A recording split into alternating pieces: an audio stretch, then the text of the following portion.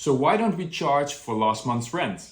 I get asked this question all the time. And it's pretty simple. There's a few reasons why we don't believe in asking for the last month's rent when it comes to finding a tenant for a rental property. When you're looking at a rental property, you're really offering a product, right? A total offer. When tenants are looking at different things, there's a few things that they consider. Obviously, cosmetics, location where it's located, the property, right? The price, so what is the price point, but also the move-in cost. And the move-in cost is really important when they're comparing different properties. So that overall package or offer that you're giving out in the market is really important to be able to move your property much faster and for a more competitive price. Going back into the move-in cost, when we're asking for the last month's rent, they're still going to be liable. So there's no real benefit of asking for a last month's rent because the tenant is still liable no matter what. Whether we collect it up front or whether we're going to collect it at the end, it really is the same thing. Another important thing is you cannot take the last month's rent and use it for security deposit. So that's also really important. It can only be used for rent. So that's why the reason the risk and reward really doesn't benefit that much. And the reward obviously is to being able to get a much more attractive offer out there in the market. And managing over 10,000 across the US as key renter, we have experienced this and we find that to be the most effective way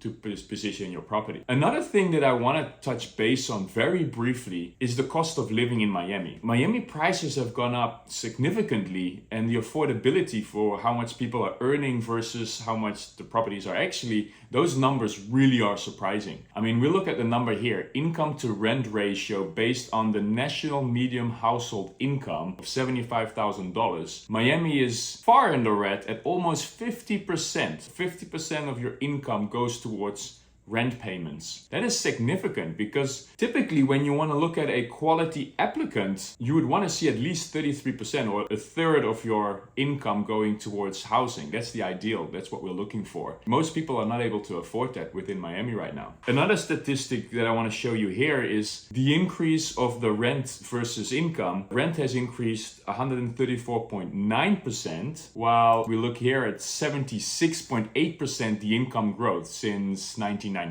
So you can see that it's further and further apart, and especially in the last few years, this has accelerated. And that's a really, really big problem because the applications that we see coming in now, a lot of them just don't qualify in terms of the income. And a lot of them as well, credit issues are starting to arise as people can't afford to live. So that's a really big issue that we're seeing. If we are able to give a better offer, aka don't charge the last month's rent, for me it makes total sense, and that's how you attract quality tenants.